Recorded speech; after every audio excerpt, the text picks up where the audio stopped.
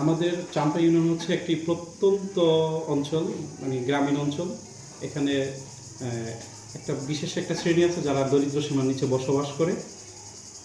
আমাদের এই কর্মসূচির প্রোগ্রামটি বন্ধ হয়ে যাওয়ার কারণে আমাদের দারিদ্র্য সীমা বেড়ে গিয়েছে এবং আমাদের যে এলাকা প্রান্তিক মানুষের সুবিধার জন্য যে অবকাঠামো উন্নয়নের প্রয়োজন ছিল সেটা ব্যাহত হচ্ছে।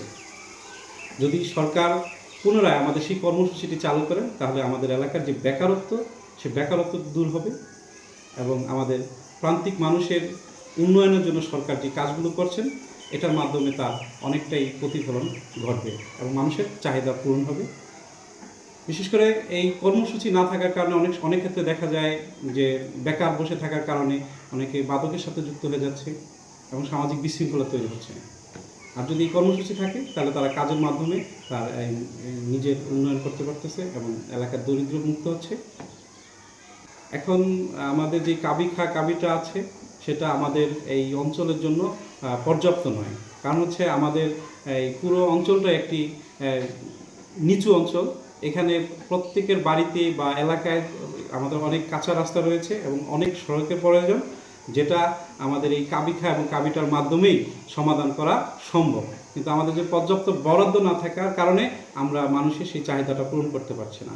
তা আমাদের মাননীয় প্রধানমন্ত্রী তারেক রহমানের কাছে আমাদের দৃষ্টি আকর্ষণ থাকবে উনি যেন আমাদের এই গ্রামীণ অবকাঠামোর উন্নয়নের জন্য আমাদের এই অঞ্চলে যেন কাবিখা এবং কাবিটার বরাদ্দ যেন বৃদ্ধি করেন।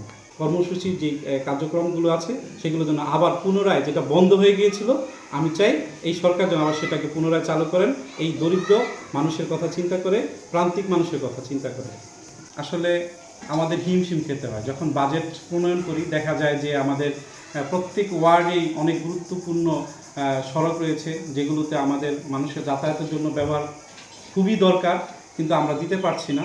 তা আমরা সরকারের কাছে আবেদন রাখবো যেন সরকার আমাদের এই দিকটা সুদৃষ্টি দেয়। বর্তমান যে নতুন সরকার আছেন তার কাছে আমাদের আবেদন থাকবে আমাদের এই বরাদ্দের ক্ষেত্রে যাতে আমাদের উনি সদয় দৃষ্টি দেন আমাদের এই অঞ্চলের উন্নয়নের ক্ষেত্রে। আসলে যেই বরাদ্দ দেওয়া হয় চাহিদা অনেক বেশি।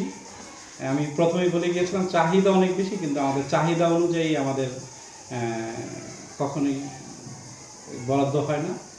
সেক্ষেত্রে কারণ আমাদের যে প্রত্যন্ত অঞ্চল, এই অঞ্চলের জন্য একেবারে বিশাল একটা প্রজেক্ট নিতে হয়।